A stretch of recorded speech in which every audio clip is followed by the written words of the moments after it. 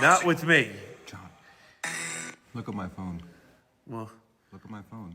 oh shit. Can I pick it up? No. No? Okay. Dude, that is wild. Have you ever picked that up? Yeah, I told you I had before. Yes, yeah, that's right.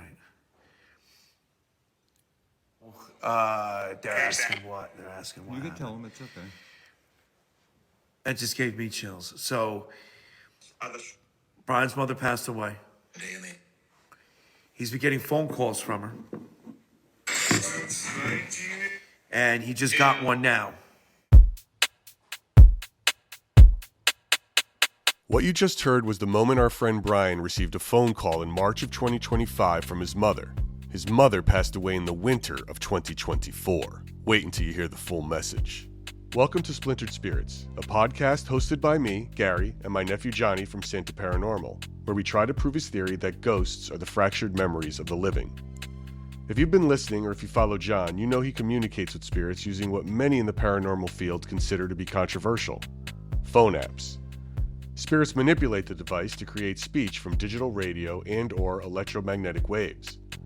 But what if spirits didn't use the app to talk to us? What if they simply dial us on the phone and leave a message? Our guest this week, Professor Callum Cooper, author of Telephone Calls from the Dead, walks us through this very specific type of electronic voice phenomena, or EVP, and gives us some emotionally poignant advice on how to approach a call from a loved one that's passed, like Brian's did. Let's dive into the conversation. John, how are you? I'm good. How are you? All right, man. So we've got we got a very big episode. powerful one today. We've got a big episode today. This is definitely hits close to home. We're gonna get going. We're gonna dive into this conversation, and our guest today, he is one of the leading voices at the intersection of science and the unexplained.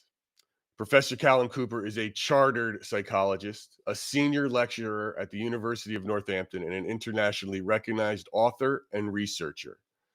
With advanced degrees in psychology education and research methods, he has spent his career exploring what happens when science meets subjects like death, bereavement, human consciousness, and yes, the paranormal. He sits on the council of the Society for Psychical Research, serves as a scientific advisor to both the Forever Family Foundation and the Windbridge Research Center, and has earned numerous awards for his contributions to skeptical activism and science communication. His groundbreaking book, Telephone Calls from the Dead, which is this right here for our fans, Telephone Calls from the Dead, and we'll put a link to this in all of our bios for anyone out there listening. This book explores one of the most fascinating frontiers in afterlife research, which is unexpected calls from those no longer living. And today he's joining us to help make sense of one such call that one of our friends to the pod and to John's socials has received. So with that, we want to welcome Professor Cal Cooper. Professor Hello. Cooper, how are you? Welcome. I don't know if you could John. hear that. I don't know if you could hear that intro. Could you hear us when we were talking, or was it off? Yeah, but flattered. I was blushing. Thank you very much. Well, wonderful. I'm glad.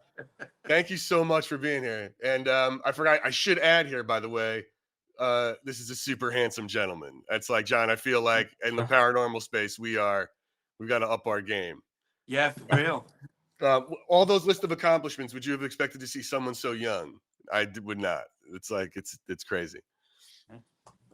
You just got to keep battling on. If you want something, go get it. Fair enough, man. That's it. So, Cal, listen, I like to start everything off with on this podcast with a basic question here on Splintered Spirits, and it's this: what do you think spirits are, and what happens when we die? Well, that's quite a big one. Yeah.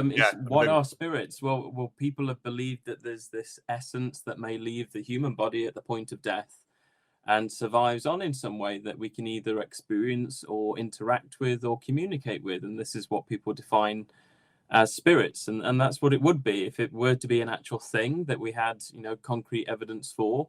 It's an aspect of personality and consciousness leaving the body and surviving in some way. Do you believe So that? I accept that there's good evidence for it. I'm a scientist, and this Yeah. question has come up so much recently.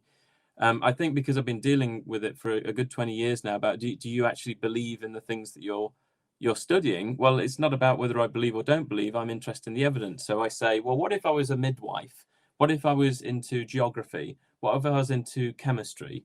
Would really most people come to me and say, do you actually believe in this kind of process of birthing, like birthing pools? Do you believe in birthing pools, or do you believe in these kinds of rock formations, or well, it's about evidence for it being good or evidence for its existence and so forth. So when it comes to parapsychology, how good is the evidence for telepathy? People, of course, experience it all the time because they talk about it. Whether it is actually that kind of process, a mind-to-mind interaction or not, people can relate to that kind of experience, the same as ghosts. So how good is the evidence for it? So my job as a psychologist is to look at what we already know of psychology and what could explain it without jumping to an explanation we don't have a process for. And then if that explanation doesn't apply, can we entertain this idea that it's a new process and it might be a mind-to-mind interaction and something might be leaving the mind while we're living to gain information, or even beyond bodily death? So I'm all about how good is the evidence. I have no vested interest, as much as that might sound weird. I'm fascinated by the topic, but I'm all for the data either being explained away, which would be great, or the data showing that something new is there to be learned. Love it. I love that answer. I really do. And your work, it bridges science and spirituality, obviously, Mm. right? When we're talking Mhm. about, so how do your peers in academia respond to your research in parapsychology? Well, all my peers at the University of Northampton, especially, that they're all parapsychologists pretty much. We've got a very large department within psychology.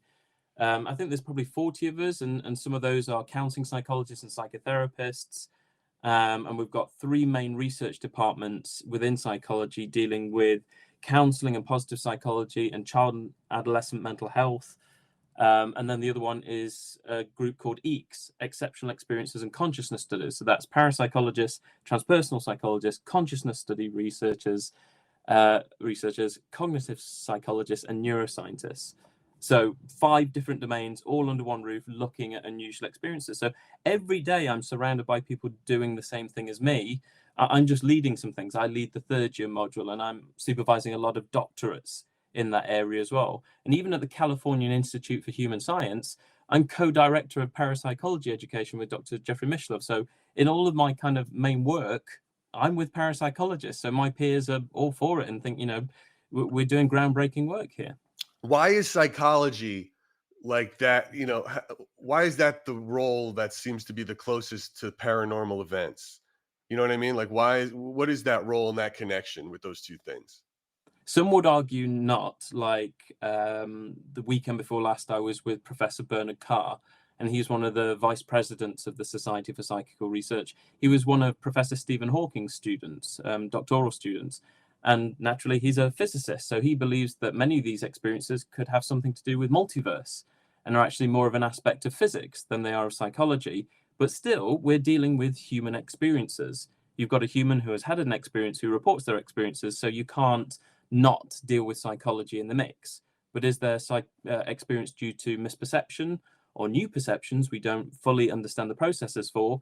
Or are they just witnessing aspects of physics that make it seem like they're having a telepathic experience, a precognitive experience, or seeing, visions of the dead, or sometimes visions of living people who are verified to have not been at those places at the time they were reported. They were elsewhere, like miles and miles away.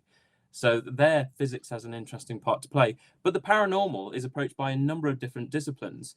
I've got colleagues here in the UK that have specialized in it from the point of sociology, from anthropology, from the media, and especially how the media portray the data and the kinds of shows that get put out there and how best to put programs together to actually give, interesting portrayals, history, philosophy, theology, you name it. You can approach parapsychology from so many different angles. It's quite the tool, really, for kind of placing itself with other sciences and arts to actually explore why people embrace these experiences, find them fascinating, whether they believe in them or not, and explore what they really mean to us as human beings. John, I saw you light up when you said like multiverse dimensions. That's something you talk about, like you don't know, and All the it's like time. you believe in it. All the time. So You know? Cal, I don't, for John here, I think I told you. So John's my nephew, and he has gotten quite popular on TikTok over the years, for many, many years, doing other controversial things, which is like he uses spirit boxes and phone apps, talking to spirits at grave sites, which many people have always said don't have spirits there. And we're familiar with how we know the spirit box thing is very controversial, and people have their doubts and everything else. And I've seen all the copycats. My fascination with John here is that the responses he gets is less about the words used, but the personality behind the words used and the Q&A that he has going on there. And that's what I just find like it's bananas, right? When he's talking to spirits. And that's sort of this idea of talking to spirits. I think, when I heard about your book, telephone calls from the dead, how did you get into that? Like, what was the catalyst that sort of led you down that path? I think it was two or three things. One, I was reading books by I don't know if you can see him there. No, I've moved him. Oh, you can see Eileen Garrett just there. Yeah. But Scott Rogo's over there as well. So D. Scott Rogo. I was reading books by him and Raymond Bayless when I was an undergraduate doing psychology at the University of Northampton. And Scott Rogo and Raymond Bayless had done forwards for each other's books now and then. And I was just buying loads of their books at the time on eBay and Amazon, and they were going for next to nothing.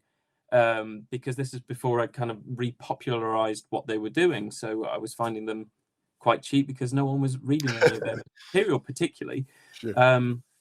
And I got one book out of the library called Apparitions and Survival of Bodily Death by Raymond Bayless. Read it from cover to cover while I was in the kitchen in the halls of residence and doing my washing in the laundry room. And, you're waiting for your clothes to tumble dry. And I was just captivated page after page. And I thought, this is really well written. It's really accessible writing. And it's also very knowledgeable. This guy knows his literature. And he was, I think, the librarian for the Southern Californian Society for Psychical Research. And they were both members of both the American and British SPR. So I kept looking for their books, and then I found one titled Phone Calls from the Dead from 1979. And I bought a copy of that and just threw it on the pile of the other books because I just thought, well, there must be stuff like that written all the time, and I just never bothered to look. Then MSN News, as was my main way of looking at news at the time, reported a train collision in California with a guy called Charles Peck being on one of these commuter trains, and there was a freight train coming the other way, and it was so big it was causing live news reports for the recovery of people that were on the train and what had happened. And apparently his family were reporting repeated phone calls from his mobile phone. They knew nothing of the train collision. And when they picked up the phone, they were getting static. And when they phoned back, it either went straight to voicemail or they just got nothing. So when they saw on the news that it was the very train he was traveling back on, they thought he was trapped in the wreckage. So when they got calls, his wife, his son, his daughter, they were shouting, don't worry, Dad, the rescuers are coming. They're on their way. I think they'd actually got in touch with the rescue team and said, our father keeps calling from his phone. He must be trapped in there. So apparently they started working extra hard to try and find him. It was by about 3:30 in the morning, so 3:30 a.m., they found his body. Apparently he'd died on first impact, and they never recovered his phone. For me, as a psychologist, and even a budding one then, I was an undergraduate, I thought, well, the phone's been smashed, it's trapped in the wreckage, it's just repeatedly calling the last people in the call register. He's on his way home, so it's going to be his wife, his son, his daughter. That's where he's heading. That's most likely the last people that he contacted. The fact that it was never found is no mystery. There must be so many things that in that collision just got smashed, thrown, were never recovered. But is the fact that the family took comfort in believing it was a phone call from the dead. The media pushed it as a phone call from the dead. So I thought, well, what's in this book that I've just thrown on the pile from 1979? That was 2009. So what's in this book? And I read it cover to cover. And my goodness, there were full-blown conversations recorded of 10, 20 minutes with people that the next day were found to have been dead a week or a couple of weeks or something like that. That's completely different. You're actually interacting with this person who is verified to have been dead for some time. And then following up with how the telephone works, whether there was a record with the telephone companies. and things like that. So that's what got me interested. I started doing a few articles on it, even text messages from the dead, because text messages have become a new thing. And I found that there were some news reports regarding that. And I think by about late 2010, a friend of mine in Portsmouth on the south coast of the UK put me in touch with a publisher, and he said, you should really take all your articles, get some more material together. You should really kind of do a sort of a second volume to the original book. So Telephone Calls from the Dead really acts as a follow-on, because I talk about Rogo and Bayliss, but then I talk about where are we now. No, yeah, I read it, and it's so. What if in all the cases you found, what have you found how do you distinguish between what is, a psychological projection, a coincidence, or a grief hallucination, in these respects, or in something genuinely anomalous, like how do you do that? So what would be most likely down to conventional explanations? There's a lot where people say they woke up to the sound of ringing phones, believe their phone had lit up and someone had died at that time, or they got a text message but there was no sender information connected, and then the next day they find that someone has passed away, or it's close to the time that someone's died. There's all these ones where there's little bits of coincidences that seem like those comforting signs of, well, your friend's passed away and you've gone to sit in the garden and a robin lands next to you, or white feathers suddenly start appearing, or you kick your shoes off and you hear some change land on the floor and it's a few pennies and things like that, and you think, well, I don't leave spare change lying around. Where's that come from? But then you start to make this link between the person that you've lost. So they're very kind of small coincidences, but you're making a meaningful link between them. So those, I would argue, there could be a number of conventional explanations where we could say, how many times has that happened and you've not noticed it and not drawn a link because no one's died? So it's just another daily occurrence. Oh, excellent. I found a quarter on the floor. Brilliant. Stick it in the pocket. You don't think about it. It's just great. You found some extra change. Right. But no one's died. But the fact that, someone's died and then you think a quarter's fallen from the ceiling, that becomes more significant. This man's after my heart, by the way. You're after my heart. You look good. You're talking my language. This is stop that. Yeah. I'd say you got to see, because Cal, it's like, John will jump in here when we get to the story, certainly for a lot more, but it's like on his he's mainly a live streamer, so most people are constantly digging into him about his beliefs and like, this is this or this is what a spirit. He's like, you don't know that. Could be a coincidence. He's the most skeptical of anybody doing it, right? Mm-hmm. So in all of your studies, the things that you've seen, Cal, are there common patterns across some of these cases where it really starts to point to something real happening beyond chance or error? Like, what would you say, Yeah, so some of those cases start to push the boundaries beyond it. We could even talk about some of the ones from living people. So Scott Rogo had one himself, where there were intention calls. And you think, again, is this a memory thing? But then again, we've got some interaction here. So one of his it was 10 o'clock on a bright Thursday morning, and I was thinking about making a call to a colleague of mine at the UCLA Neuropsychiatric Institute. Although I thought about making that call, I never actually did. But by 4 o'clock that afternoon, I got the surprise of my life when I got a call from the research assistant of the very psychologist I had thought about calling. He said he was answering my message. When I asked what in blazes he was talking about, he said that at 10 o'clock that morning, a call had come into them. The caller had left my name, my number, and asked that the call be returned. And yet he's adamant he never actually made that call. Sure. Sometimes a whole conversation could take place as well. So that pushes the boundaries. And also when you have got someone who, you take the phone call and say, oh, it's Auntie Mary on the phone. She's called to say happy birthday to me. Isn't it lovely? Does anyone else want to chat with her? And you pass the landline phone around. So you've all spoken to her. And the next day you find out that she died a week prior. So you've got multiple witnesses, you've got a conversation taking place. It's something you could follow up with the phone company. In some of the instances Rogo and Bayliss had, there was no record of that call taking place at that time, yet all other ones were logged. And so that's why Rogo and Bayliss also started to think, maybe if these are paranormal communications, they're taking place inside the phone, not through the phone line and phone system. It's the device itself that's being manipulated somehow. So those start to really push the boundaries of conventional explanations. And you asked about categories. They did find categories, they found themes.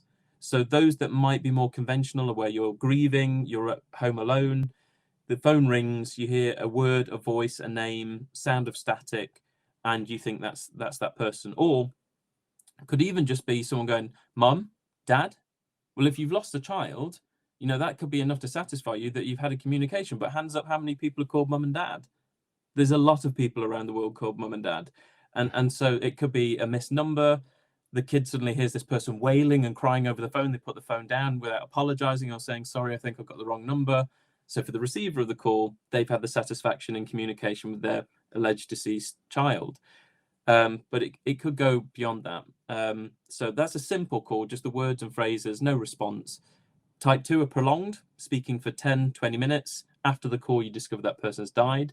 Type 3 are answer calls. You make the call and have a long conversation with someone that afterwards you find out is dead, or a long conversation with someone who afterwards you find out was nowhere near a telephone to have taken that call. And you find that out because of meeting up with them or speaking to someone else saying they weren't home that day.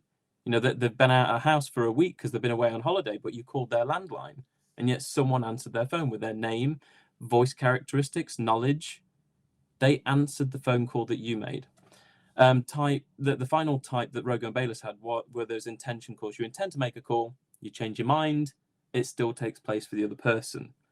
And when I looked at these cases, I found that some of them would be a mixture of type 1 and type 2. So you could know someone was dead and yet repeatedly have calls from them, and sometimes extended conversation. And Very those rare, are but those are the most common, right? Like that's no. Those are the most rare. No, those are rare to know someone's dead and repeatedly have calls from them. Got it. Type 1 and 2 could be okay. Type 1 and type 2 are the more common ones. Type 1, the most common. Yes. That's what I meant. Type 1 and type 2 are the most common in your book. And then it was like, wasn't there like a type 5 that you thought? So yeah, I split it into, I kind of shifted there. So they had 4. So simple, prolonged, answer, and intention. And I moved one category up to put a 4th one in. It was mixed calls. So the first 4 are all related to the dead. And the 5th one, the intention calls, are just related to the living. So I sandwiched mixed calls in as 4th place. Have you now, dude, what's something that's giving you complete chills in your research where you're like, that's a fucking ghost and that's real shit? Like, is there anything you could point to that was like, all right, that tell me. I was gonna ask 2 things. That's very similar to what I was gonna ask. Go for it. Ask quick. What piece of evidence, what piece of data, and not like coincidental data, like hardcore data makes you go, I'm gonna continue researching this, as a forefront to what I'm doing, and a priority, if you will. I suppose there's 2 in recent times that I really like. One was in my book, and it was a mixed call, and I think it was maybe from my early articles. A guy reached out to me and said that he was aware of parapsychology when he was doing his doctorate, because one of his supervisors had written a textbook on it, but didn't really teach on it. He just dabbled, and he was aware when Bob Morris took on the Coercler parapsychology chair at the University of Edinburgh. He was a parapsychologist from California, saw that there was this opportunity to take on a professorship of parapsychology, and he won it over other people when Edinburgh took it on. And this guy said that he got this passing interest, and it made him think of a childhood experience. He knew of the Rogo and Bayless book. My articles had clearly sparked his interest again. So I called him Dr. Jones, and he said that when he was about 11, 12, maybe a bit older, his parents had split up, but they were still living amicably under the same roof for the sake, I guess, of finances and so forth. But they were just off doing their own thing. I think their parents had like separate living rooms and stuff, so they could just come and go and make sure the kids are okay until maybe something made it more convenient to go their separate ways. The mother had rekindled a friendship with a childhood sweetheart, and they mainly spoke over the phone. I think I call him Richard in the book. And so 2 to 3 times a week, she'd take the kitchen phone that got the long cord on it, and she'd go off into another room and shut the door and have these 10, 15-minute conversations. And this went on for weeks and weeks and weeks. Then Richard ended up in hospital and was poorly, and then found out that he passed away. A couple of weeks go by, telephone rings in the kitchen. She goes to answer it, is away 10, 15 minutes, and she comes back and she's white as a sheet. And everyone says, well, what's wrong? And she said, Richard's just called. And then it happens again and again 2 to 3 times a week. These calls come through just as they did when he was living, and she goes and has these conversations. Now, one time she goes out shopping around the time that these calls would come through. And Dr. Jones, because he later became a doctor in the social sciences, he said as this young boy, he thought, well, what do I do? The phone's ringing. He goes to answer it, and he hears the sound of just shh and whooshing and the sound of wind, and as though something was about to make a noise on the phone. And he didn't know what it was. He just shouted, "She's not here," and slams the phone back down. And he said in later life, he wishes he just held on to find out, well, what exactly is it that Mum was listening to? Who was she speaking to? And he had to wait for years and years and years to actually find out. So around the time that he contacted me, which is about 2009, 2010, I think she passed away the year before, somewhere around there. So late noughties. And he managed to get hold of her diaries that they were still in storage. She kept diaries that would hold like 3 years at a time. And he found that period of time and thought, what on earth were these conversations? And it's just bizarre. So yes, everyone's witnessing a telephone ringing. Yes, she's going away for a conversation. But these diary accounts say, Monday morning, my darling called to say that he loved me and would always be at my side. He says he comes on the wind to speak to me and make sure that I am safe. I have trouble sleeping. He says, now you will sleep. Goodbye, my darling. I love you. I'll be back to speak with you soon. Tuesday afternoon, my darling calls to say that he loves me and is still at my side. On and on and on and on for 3 years or so. Apparently the calls just faded out. So either someone was aware that Richard had died and they wanted to prank her because of some sort of fallout. It's a long-standing prank where someone has committed themselves 2 to 3 times a week to have these long-winded conversations with her that apparently have some audible anomalies in them, the static sound and wind, and she's taken by them, or something else is going on. So we've got these diary accounts, we've got his eyewitness account, and something that stuck with him for ages, so much so that it got him into psychology. But ultimately, who knows? I would have ripped that phone straight off the wall, thrown it So straight into the garbage. Let me give you the other one. Let me give you the other one that's so we've got a program over here called Uncanny that's hosted by Danny Robbins, and it's on the BBC, it's on iPlayer, and it's on BBC Radio 4 when people listen to it live. It's toured as a theatre thing. We've had the Uncanny Con as well, and I go on sometimes as a guest expert. So I was in Series 2 and Series 4, which was Uncanny USA, and now it's coming back for Series 5. But one of the early telephone episodes I wasn't involved in. My colleague, Dr. Kieran O'Keefe, was, and it's called Harry Called. So there's this guy called Will who was a student at university, and he was with his friends, and they're all doing a Ouija board. And he thinks it's nonsense, and he sits to one side and watches them doing it. And they ask, have you got a message for anyone? And it says yes. And they said, well, what's your name? And it spells out Harry. Okay, who's the message for? WILL. And Will just said, I've had enough now. Just stop. I'm really not interested in this. This is really silly. And he goes back to his halls of residence where he stays with the other students. Now, at that time, there was a payphone at the end of the corridor if you wanted to receive calls or call home to your family. And if you were out, everyone had a piece of paper on their respective room. So you could just pencil on, your mum's called at this time, leave messages there. And he goes back and there's a message on the piece of paper that says, Harry called. And so he asks around everyone and said, who's taken this? And he thinks it's his friends in the other place that were messing about with the Ouija board that have already called ahead and left this to creep him out. And his friends later said, no, we didn't do that. And everyone on the corridor says, we didn't leave that. And then this happens again and again. He'd come back with a message left on his door saying Harry called. And then one time he was in his room and someone said, there's someone on the phone for you. They say their name's Harry.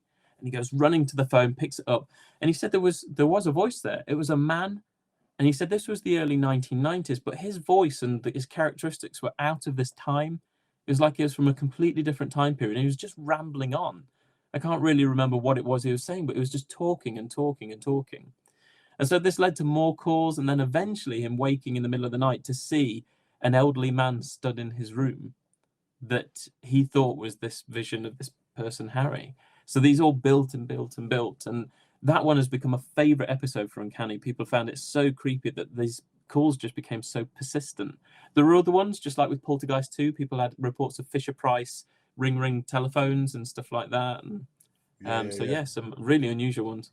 I wonder why that old man was really into Will, dude. It's creepy in and of itself, even after Could be death. any reason. You know, who So, knows? so Professor, let me ask you a question. Is there enough data for rendition number 3 of your book? Yeah, I mean, there's loads. I mean, I've got even just a folder just down by the bookcase over there. I've been gathering so much That's awesome. that I want to do a new analysis. One of my colleagues, who's a French sociologist, he in his own book, there is a French Phone Calls from the Dead book that's written by Laurent Kasparix, and he looked at about 25 cases or so, I think. But he sent those over. We're going to do it as an English, even though the book's out, I'm going to write it up as an English paper for the Journal of the Society of Psychical Research. So that's out. We're going to collaborate on that. But I've got more on the history and other things like that, and more cases have come in that I'll do another book that's not written. I mean, this is written like a research report. It takes you through my process of analysis, but I'll do a more casual one that's more about what have I found since then and what's some of the more unique history. We've also, I'm probably a few months away from finishing it. If you remember in my book, I wrote about an old-fashioned telephone, people creating them in the 1920s to contact the dead. And there was one by someone called F.R. Melton, Frederick Reginald Melton, who was based here in Nottingham. And I found so many things probably a couple of years ago in the local newspaper reports about him that I thought, well, you know, that pamphlet that he made, a psychic telephone, as it was called, instructions to build such a device, it was very scarce. I found it as a photocopy in the Californian Institute for Integral Studies Rockefeller Library in Rogo's archive. And then I saw a university in the United States a year or so ago had also got a copy, and they digitized the whole thing and put it up for everyone to see. I thought, I thought it was unique. But that's like straight out of Ghostbusters, man, where it's like they find the blueprints for the building and realize it's it's an antenna for you know what I mean? And it's like this guy built a ghost phone straight from having everybody build it. They are out there. The instructions are out there. But I thought what we could do with my original publishers, who did Tricon Books, they said, oh, this would be great as like a little pocket-sized book. So we're going to reprint the original instructions, but the first half of the book will be an introduction by me to who was F.R. Melton and how reliable was he as a figure, because he seems quite a suspicious character. The newspaper reports say that he'd faked his own death at one point to escape his family. He'd not been paying child maintenance. He'd been arrested for being a political activist. And then this person claims they built a telephone to contact the dead. Oh, dude, you're gonna John, you got to get these plans. You got to build this. Yeah, I know. This screams you. This screams you to do it. Yeah, I know. I'm thinking about it. So yes, more books to come. More books. All right, so awesome. All right, that's so cool. All right, I want to bring Brian. So are we doing this? We're doing this. Let's do it. Let's do it. Professor, this is gonna get crazy. It's okay. Yeah, and he'll probably look. This is a real. So Brian, come on down. So John, you set the stage of what a mod is and everything else, and then okay. So I do streams on TikTok and YouTube, and I have moderators. They are people that are part of my community that I trust to help me moderate the stream from trolls and whatnot and all that. So this is one of my, good friends. He is, one of my mods. He's been with me for years. His background in, military and everything else, he's got an extensive background. This is Brian. Okay. Hi, Brian. And should I get into the whole where we were and what we were doing and all that? Well, I think we have to understand what Brian, tell us about your mom, Brian, real quick, so we understand when that happened, and then. Okay, my mom passed away Christmas Eve morning at 2:11 in the morning in 2024. She was very sick. She was diabetic. 5 years ago, she lost her leg. Was amputated because of an infection, and she got another infection in her right leg while she was in the nursing home. And a long story short, it just went right through her body. She was septic. She was in ICU for the last like 3 or 4 weeks. And, I got a call. I was living out of state. I was living here in Pennsylvania, or not here, sorry. I was living in Pennsylvania. She was in a nursing home in Florida. I could never move her because she wasn't stable enough. And then I got the phone call about 2:30 in the morning that she had passed. you know, and I waited and told John the next day, and yeah, so it was, you know, it's hard. I lost both my parents now, so. So, and you know, when I first met Brian we were doing, we were just having a chat online, doing one of our episodes, and he was telling us that he gets phone calls from her. And this is what led me to you, Cal. It was like, this is a thing. Like, is this a thing? And apparently it is. And remember, we had talked about that, Brian. We were all online, and you were telling us that this happens to you, and it's crazy. So now, John, set the scene in Indiana, what you were doing. I'm going to play you the tape where this So call. we're at it's a famous haunted spot out in Indiana called the Randolph County Infirmary. And at this point, you've already received how many phone calls? 3. Three. So at this point, he's already 3 phone calls in since 2024. The first one, was in the end of December. Was at the end of December, so only a couple weeks after your brother passed. Okay, so we're And now this is the end of March, right? March 23rd, I think. Yeah. This is at the end of March. So we're sitting in the attic, which used to be an old courtroom, because this place had multiple purposes. And yeah, I got the spirit boxes going. I got everything charging up because the stream, battery gets eaten quick. And a few moments before the phone call, a spirit comes through and says, "Your mother is calling." And I was using an app called Vox, which was the one I was using at the time, and it says, "Your mother is calling." Now, none of us thought anything of it because there's a lot of spirit chatter, a lot of different things are being said. If it's not viable and it's not flowing with the conversation, I'm ignoring it. So we ignored it because it made no sense to what was going on. And then as Brian's sitting right next to me, the phone call comes through. So I'm going to play it. I have it. Oh, really? The image is just static because John's got his camera facing out into this empty room. But it's really the audio that we're really paying attention to. So I'm going to jump over and just say, just so you can see what's going on. Some had lights in them. Mom's on the phone. Patch her through. I'm not sure. Let me start that again real quick, guys, because it's always a little tricky when I do this video. It like jumps on its own. But I'm not sure. let me turn the volume all the way up. Some had lights in them. Mom's on the phone. Patch her through.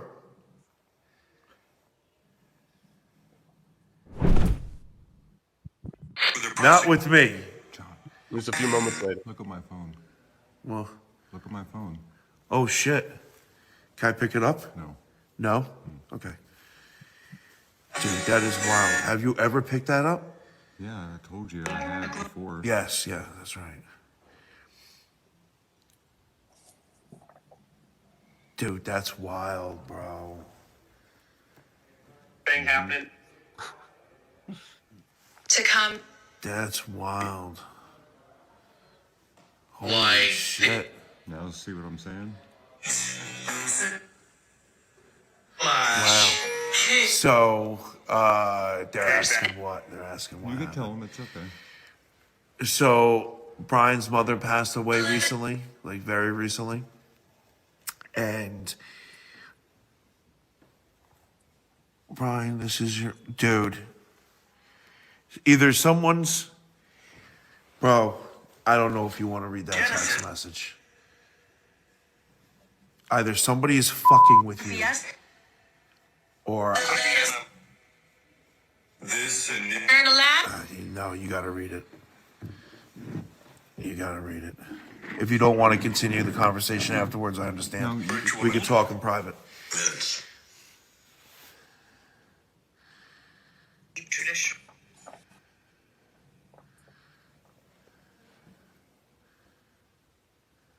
All right, so you could see that happened live. He received a call, and then there was a voice to text, on the phone that does it. Now, Brian, what were those when you've gotten calls in the past? Did you ever answer it? I've only answered the first one, and it And- was it was just straight like static. There was nothing, I couldn't hear any voices, and it was just static. You know, nothing more than that. And that was then- from your mum's phone. Yes, because I had my mom's phone. Because So just Oh, just real sorry. quick, I'll speed this up. Just so you know, the phone is active. Yeah. The phone is still intact. It remains off and in your drawer. right. Just so those details. So there's still service connected to it. You know, it can still receive calls and make calls. You know, it hasn't been taken off. It's it's still paid for. So, but it's off and in his drawer for the most part. Yeah, nobody else has that number. So Okay. Now, here's the message. And what's really interesting about it is the voice to text is different than the message that comes through. But I'm going to play it. Brian, here we go.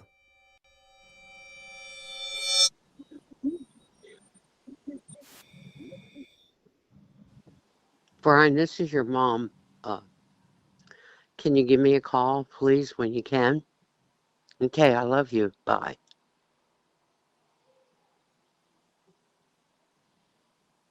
So that was the message. And then this is the transcription. It says, Brian, this is your mom. Can you call me and let me know what's going on, please? It doesn't matter. But it doesn't matter when, but please give me a call. I love you. Bye-bye. And that's what came through on the text, on the voice to text from the message, right? That the phone does. Mm-hmm. Is that But what actually came through on is that that- actually, Brian, your mother's voice? That's your mother's voice. yes, it is. You're right. Yeah, that's her. It's like John and I talked about, because I didn't listen to it until I was with John. Yeah. You know, being my friend and everything. And long story short, it just sounded like when she was younger. Like I remember her when she was younger. Mm. You know, like John brought up, you know, no pain in her voice. She sounded good, you know. So it's not like when she was in the ICU or anything like that. Mm. And I'm just And she was also, her mind was starting to go as well. Right, right. And you could hear it in her voice. But in that message, you can't. No. it sounds like she's, It sounds like doing any chores other. in the house and picking up her phone to call her son. Yeah. So, Cal, what jumps out at you first in terms of tone, timing, voice? Well, you place me at a crossroads, really, as to whether, in this moment I act as parapsychologist and you want me to explore conventional explanations. I mean, this is a very recent thing for Brian. Yeah. It's very impactful. Even I'm feeling it from listening to that and hearing the backstory. It's still very fresh. Yeah. And, Brian, you say you've lost also both your parents as well. And that's a big thing for anyone to go through and know that you're now the next step in the next generation.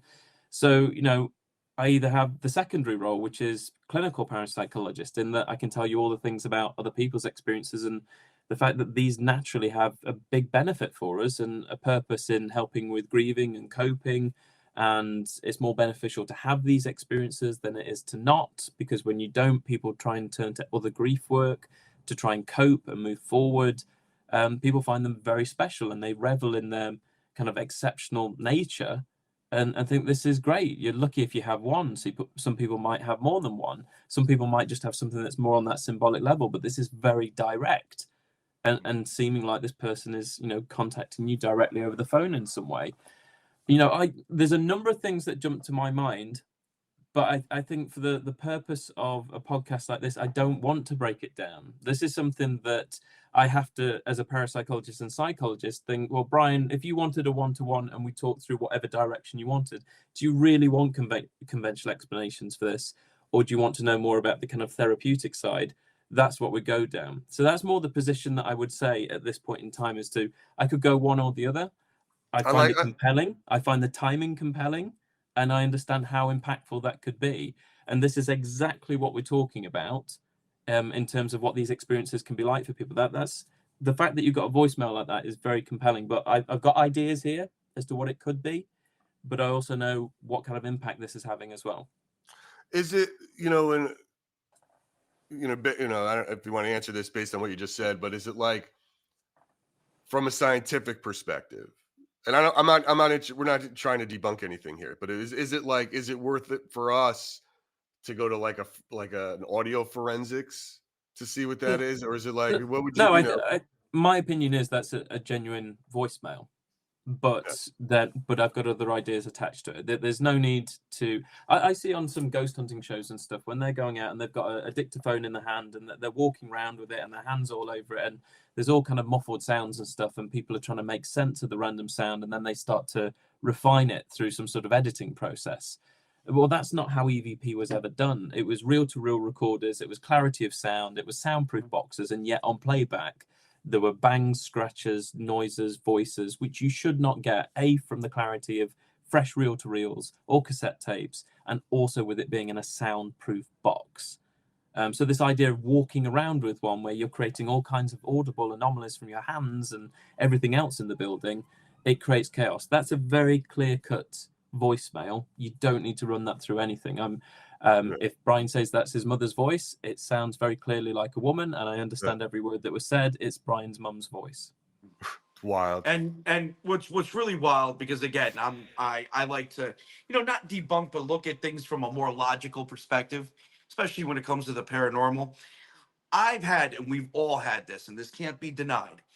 You've had issues with your cell phones where people leave a message, and even if you check that message, it comes in again, and it comes in again. It comes in again. What's unique with Brian is that even after he checks these messages, they keep coming and they're different. And what's really wild is the fact that they're not old. Like, this isn't a message that he's gotten before from his mom. It's a new one, and it's new every time. So I can sit here and nitpick too on what exactly it could be or whatnot. But what I said to Brian was, how awesome is it that, of course, horrible, your mother passed away, horrible, but nobody gets these chances. That's to hear your mother's voice again, and to hear it clear, not in pain, not in distress, just normal, is amazing in itself. And that goes into what you were talking about, Professor, about the therapeutic side of it, which is, in my opinion, beautiful.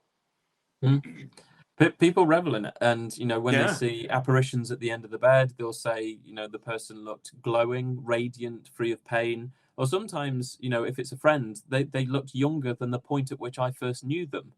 I met them in their 30s. They look like they were just coming out of their teens or early 20s. They seem like they're full of life and they're good. So that in itself, that you've got the communication, which is one that changes that person's worldview about life and death and continuity thereafter.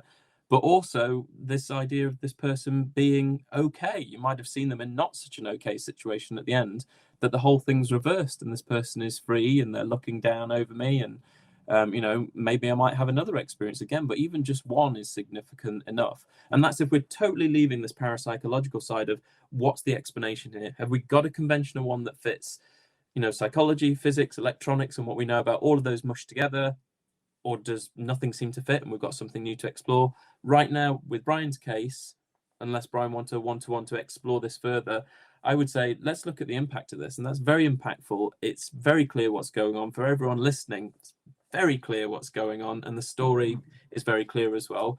How impactful is that? It's remarkable if you just take it as it is and think of, well, would I sooner have that in the grieving process or just nothing at all? I think many of us would want a little something like that, and a little nod and a wink, an actual voicemail message. If you just want to leave it as that and not dig for the explanation, take it as it is. Yeah. Now, Professor, let me ask you a question. Brian, thank you for sharing that too, by the way, man. Yeah, thank you, Brian, so much. I can clearly see how much that's impacting you even now. So the fact that you wanted to share it in this kind of forum as well, thank you. And hopefully you feel positive about it, and these are kind of good experiences when you do have them. You're not finding them scary or anything like that, or finding them a negative to moving forward with your life. But please don't think that there's no one to speak to. As I say, I come from a whole department of parapsychologists and counseling psychologists who are both, and there's all kinds of networks as well to actually understand these experiences more, as well as learning more about yourself moving forward. These aren't signs of psychosis in the vast majority of cases. Varieties of people all around the world have these kinds of experiences. They're cross-cultural, and they're more common than not. I think it's up to like some surveys have said around 70% of people can relate to some form of experience post-loss. So they're very, very common. So you're one of the fortunate to get something as impactful as a voicemail message as your individual kind of sign. But yeah, if you want to explore it further, I'm here, and I can put you in contact with people as well if you want to talk to one and explore it further. I'll make sure that you have his contact information, Brian, later. Yeah, definitely. If that's something you want, Again, Brian, thank you, man. Really appreciate it. I appreciate you so much. Professor, I have a question. Go for it. While all this was going on, did you know how you were bringing up the types, like type 1, type 2, type 3, type 4, and all those? Did you notice an uptick or a downtick in the types that were coming through via a landline, as opposed to now more, cell phones and smartphones? Dude, it's so funny. That was my next question. Has technology made your work harder or Yeah, I'm just not? curious if there was a change in the data with the types, or a decrease or an increase, or what the data look like. I mean, that's just fascinating. So the simple answer is I don't have the kind of answer in terms of concrete stats because I was just finishing my master's degree as I finished writing that book. And so smart technology, smartphones were just becoming a thing. The iPhone was at 2007 when the first iPhone Yeah, really kind of 2007, kicked off. 2006. So I something started like that, writing on this 2 years later, and then another 2 years later, the book was done. So the data didn't exist yet, basically. No, there was a few telephone cases, there was a few answer phone cases, just like Brian's case, like that I'd heard of or I'd seen in newspaper reports, and a few text message cases. Most of my stuff was historical landlines or current day landlines, so it's still the basic landline technology, where whenever you dialed a number, it would kind of send a signal, and it would open the signal and close the signal. And so I even talked about, I love it when you see it in the film Red Dragon with Hannibal Lecter, and that they give him the telephone to a solicitor, and they put a plate over where the rotary dial would be, but he knows that he can just lift it up, press the the receiver down, and then tap it. So you could tap in the numbers, and you could call someone just by going 1 2 1 2 3 4 5 1, and then you could call someone that way. You wouldn't need the numbers. So it's very basic of opening the line and closing the line, and then it would find the telephone it needs to reach out to. This stuff is now way more sophisticated. You have got people started using them instantly as satellite navigation in their car.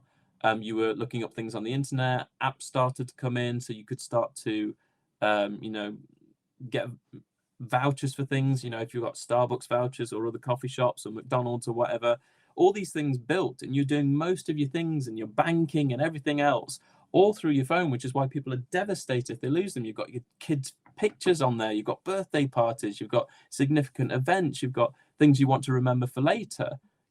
Early on, when you just got a Nokia phone or something like that, you played Snake, you texted people, and you called people, and then later on you could take a really fuzzy, crappy, pixelated picture, but it was still the best thing. Oh my God, you've got some form of camera to hand, because no one else is typically walking around with a camera on them. So since then, websites were being developed so you could send text messages anonymously, and they would go through to someone's phone, and then you'd start paying for them there afterwards.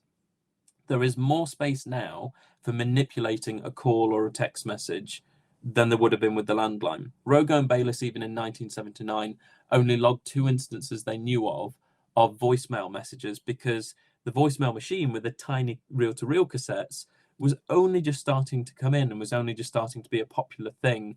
And thereafter, things like VHS players and people having home videos and things like that. So everything was new. So I also wrote the book on the cusp of smartphones coming in. So I was still dealing with relatively basic technology. So something I really need to explore more and see how much, if I do like a basic survey of people's experiences again, just more so for the sake of the numbers and gather some of the accounts as I do it, I can see, was it a landline? Was it a smartphone? Yeah.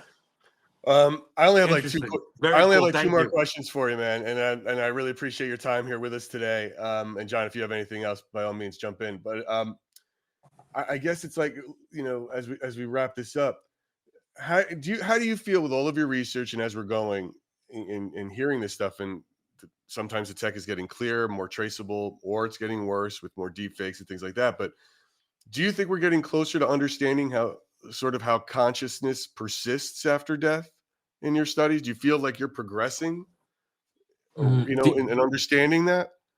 You make an interesting point with deep fake and then AI. I mean, the amount of kind of fictional shows that have been made about, well, if we're using these all the time, we've got apps and so forth, then you could potentially have an app that's starting to, I mean, we even talk about our Alexas and things like that. Mine's probably woken up, having said that. She'll start singing or something. You know, they're getting your algorithms. They're like, they're seeing what you like and what you don't like, what music you're listening to and what you're not listening to, what you're ordering off of that popular website and what you're not ordering. And so it's building characteristics about you that other people could relate to. And you could say, well, that sounds like Gary's song list. It sounds like the kinds of things Gary would buy from that website. And the idea was in some of these fictional shows, well, it could record your conversations and your voice characteristics. So what if we had an app where after you've died, you go on the app and you say you want phone calls from, you know, your deceased friend, Stephen, and you could just ring it every time and have a pretend conversation that's all AI and it's doing a deep fake. It's just getting all the characteristics of Stephen and putting them together and creating a logical conversation. We could do that now to some extent with the technology that we have. Only a few years ago, it was a thing of fiction, but we were catching up to it. It's quite fun when you look at even sci-fi shows. I'm a big fan of the sitcom over here, Red Dwarf. And a lot of the things they said in that, and even in Star Trek, have become an actual reality of technology now, where, you know, years ago we thought, well, that's, you know, nonsense. And they're playing around with little bits of things the tech guys have put together, but they've become an actual thing. You know, having a conversation with someone, I'm on an iMac right now, and the screen is that thin. And that was, you know, something of fiction only, you know, so many years ago, but now it's an actual thing, and you can have a video conversation with someone on your phone. That was in Star Trek and all sorts. We've caught up, so the room for error is far greater now when it comes to things like that.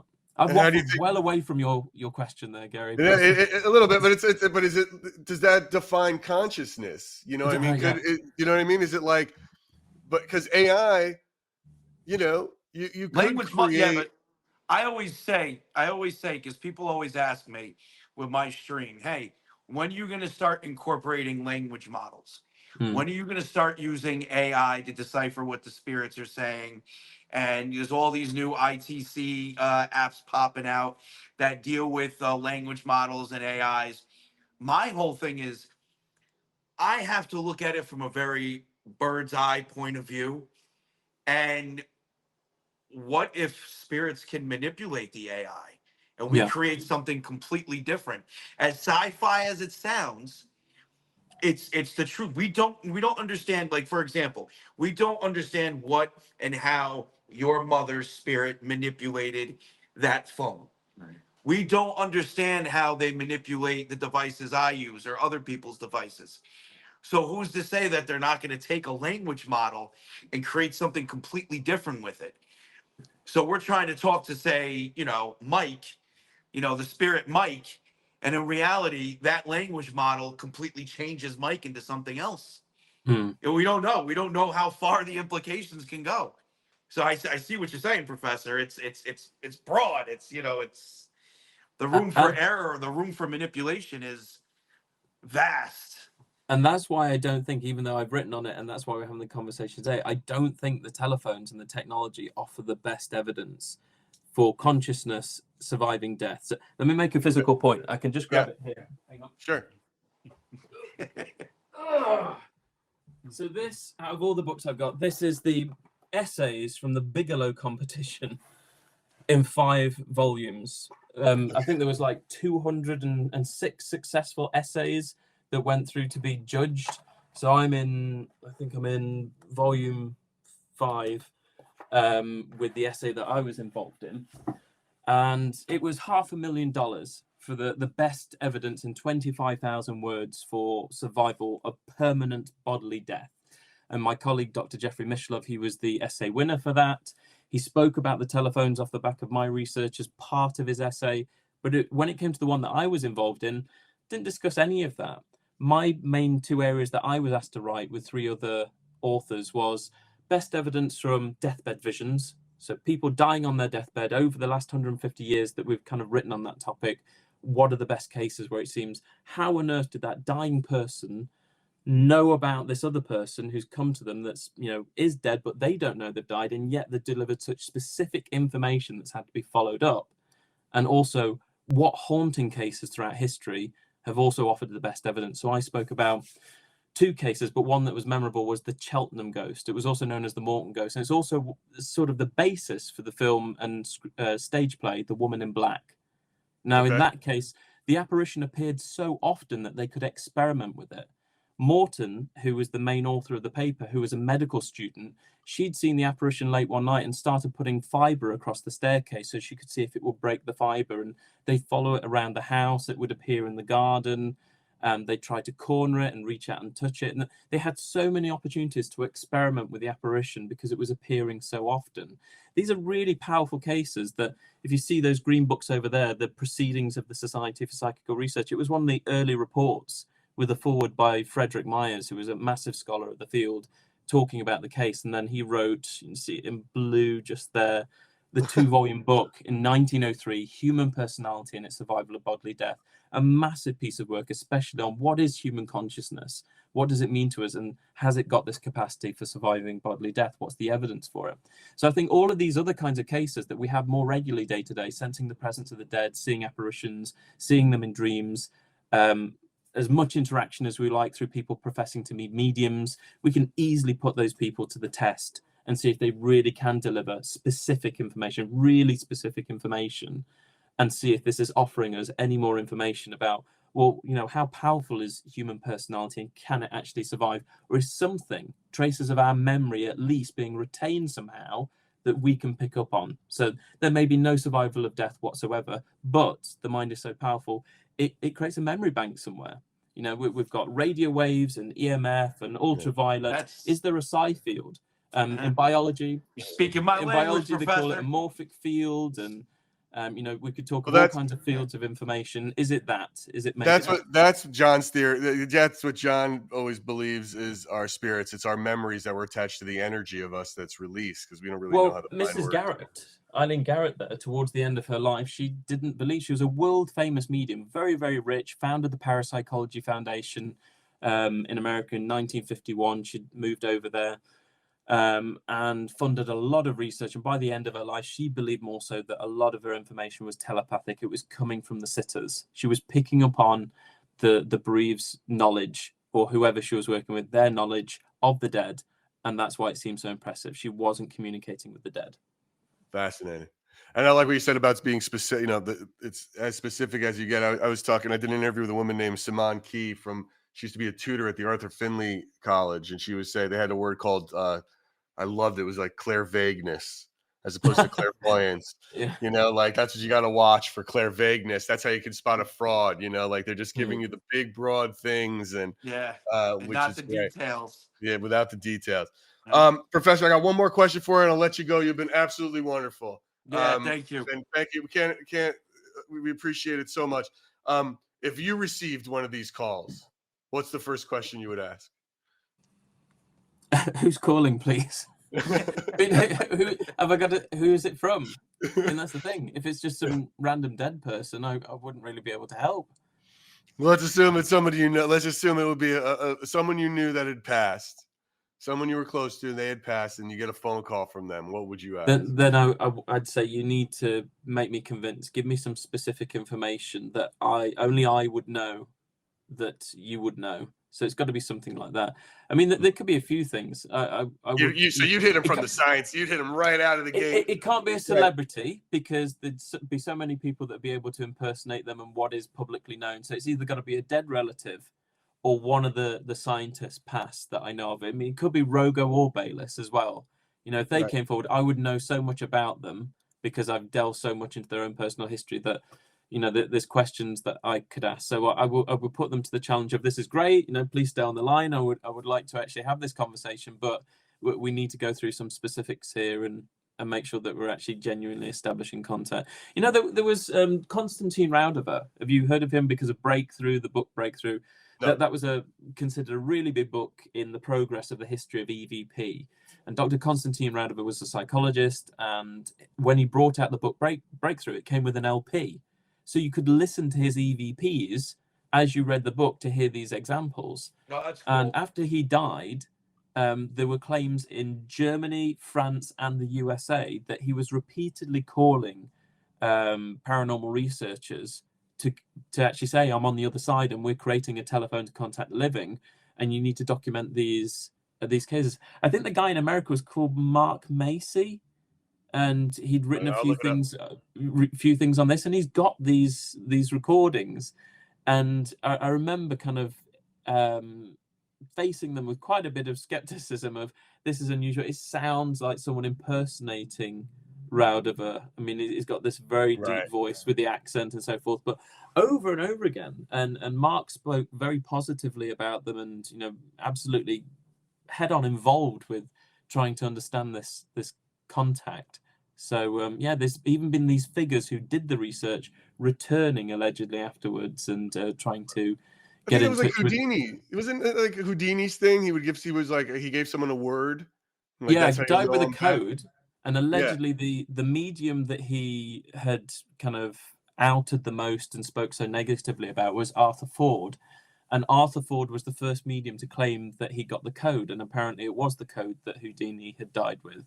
Right. And so that there's the controversy there, but that goes on and on and on. I mean, that you see, God, I've got so many things in, like, there's a little orange book there, and that's a book. First of all, that's the most impressive thing, that you're able to quickly point to the book. I can see it, but I know it's there. That book is by Hereward Carrington, and it's just called Houdini and Doyle, and it's about the relationship and the back and forth between Houdini and Sir Arthur Conan Doyle. And it's not as straightforward as some of the people online make out, that Doyle was deluded and Houdini got it right. There was a lot of personal loss with Houdini and his mother, and especially wasn't satisfied unless a medium came forward with a message from his mother. You know, so that really pushes out the window any other kind of contact from other people that could be verified. Right. It sounds like Conan Doyle was staying quite level-headed, that any medium should really just be presenting satisfactory information. But eventually they fell out, but they really were a good working team. But you had to really push those personal kind of losses and biases out of the way. And I don't think they could reconcile those. And it's the same with Freud and Jung, how they went their separate ways. Sure. Both ended up being fascinating parapsychology, but they really ended up kind of destroying their friendship. Hopefully that won't happen to us, John. Yeah, hopefully not, right? But hey, you know, what's really interesting is like, it's funny because I deal with in my field, if you will, with so much. I'm trying to think of the right word for it. Like, for example, you said it before, like all of a sudden a bird flies by or a butterfly goes by, and people are like, oh, it's a spirit. And I'm like, no, it's nature. You know, that's just a butterfly going by, right? So when I'm doing my thing, and I am also super skeptical of the apps that I use for not only human tampering, but human error. Okay, audio pareidolia, things like that. The chaos that you speak of, because that chaos is everywhere while I do this, even if I'm walking in a cemetery. But there's certain things I ask and it falls short. A lot of people don't realize it. When I go up to like a plot and I ask for, you know, spirits, may we have a conversation? You know, I get a reply. Yes. Okay, spirit, what's your name? You know, without saying the spirit's name. You know, the app in question that I'm using is on my wrist, usually pointed up at the sky, you know, or in back of me. You know, it's not at the grave, so there's no visual context to the phone either. You know, and then a name comes through. You know, that's the sort of viable evidence that I look at. And that is why usually if I don't hear a name or it's some nonsense, you know, I just keep it moving. Because it's all, you know, it's regardless whether it's something coming through, whether it's radio or whether it's, you know, something else, it's not viable to what I'm doing at the time. You know, it holds no worth to me. So, but it's just everything you were saying, just like, you know, it's it's great to know that I'm applying those, tactics to But what you're I not do. totally 100% crazy. Is that what you're Yeah, saying? It's great to exactly. know that I'm you're not not a completely complete 100% lunatic. crazy. That there are people studied and learned that are doing it in a much different way and not in Yes. field work like you are. But yes, it's great, man. It really is. Wow, dude, Professor, thank you so much. I we mean, kept you for listen, over an hour. I such hope an you had amazing fun guest. and Thank had a you. good time here. And Brian, you too, man. Thank you yeah. for Yeah, all thanks, that, Brian. man. Thank you. Professor Cal Cooper, everybody. Telephone calls from the dead. Pick it up. We'll put a link to it in our bios here for this when we drop this. That's it, man. Thank you so much. You're welcome. appreciate Hopefully, I will be doing an audio version of the book soon. People have been kind of poking me and nudging me like mad to do it, so soon there'll be. You can go to sleep listening to the book chapter by chapter, hopefully. Yeah, man. Cool. That's who wouldn't want to listen to this voice? Make sure you got a picture on there. Have it read to you at night. It's I like can be in bed with you at night, Yes, and it's just just like in a talking to bath. you. That's it. Like reading. It's like who wouldn't want to be serenade-ish, gentlemen. Awesome. Anyway, all right, man. Thank you so much. So how do we explain the voice message from Brian's mother who passed away? Technical glitches like delayed delivery, voicemail sync issues, or even phone number reassignments can sometimes bring old messages back to life. There's also the slim chance of a heartless prank. Psychologically, grief and memory can play tricks on us, but in Brian's case, the evidence would rule out both grief-driven perception and mistaken identity. Is it paranormal? A spirit manipulating electronics or sending messages through residual energy? Maybe. Either way, we are left with a mystery. Was it a fluke of technology or something more? At Splintered Spirits, we like to think it's something more. We want to once again thank Professor Callum Cooper for joining us and Brian for sharing such a personal story. Be sure to like, follow, and subscribe to Splintered Spirits wherever you get your podcasts and on all our socials. If you have a ghost story or evidence that you want us to review, visit our website at splinteredspirits.com to submit. That's splinteredspirits.com.